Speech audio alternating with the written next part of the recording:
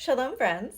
About a year ago, I shared with you a Talmudic tale that delighted me to literally no end. The first fateful meeting of toxic frenemies, the biblical King Solomon and Ashmodai, king of the demons. But after I made that video, I, and a bunch of other people too, apparently, because you messaged me about it, wanted to know what happened next. Not just for Solomon and Ashmodai, although I was extremely invested, but for so many incredible characters that we as Jews first encounter in our traditions, in texts like the Tanakh and the Talmud, but who have many subsequent appearances across later midrash, in legend, in folklore, in ritual objects, in art, in song. So basically my takeaway was I needed to make a spinoff to Daf Reactions. A series where we would together follow these characters through space and time, tracing the sprawling evolution of these stories across the Jewish diaspora in an incredible extended chain of imagination. The collective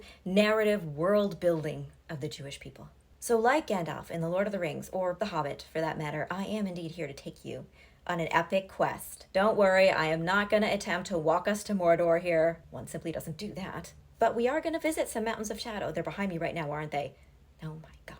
We are going to discover a magic ring and encounter strange creatures of many types. Golems? Abso-fucking-lutely. We're going to meet the extended families and royal courts of both Solomon and Ashmodai and discover perhaps there might be a little bit of an overlap there. Ooh. We will search out Elijah the prophet in his many guises and find him where we least expect him. We will hear from Serach Bat Asher, the undying personification of oral storytelling in Judaism. Check in with the overworked angel of death and his incredibly inept intern Chad. We're gonna learn the choreo of how to read amulets. Don't leave home without one. To do right by this project, over the past 9 months, I have read, a few books, a handful.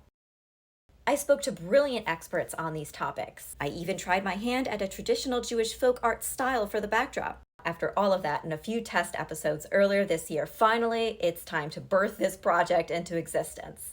But please nobody alert Lilith. She's weird about birth. We'll get into that. Let's begin by revisiting that incredible tale of Ashmodai and Solomon, this time with more juicy details and maybe a few more props. Will the real King Solomon please stand up? Part 1 premieres tomorrow night. Welcome to Jewish Lore Reactions.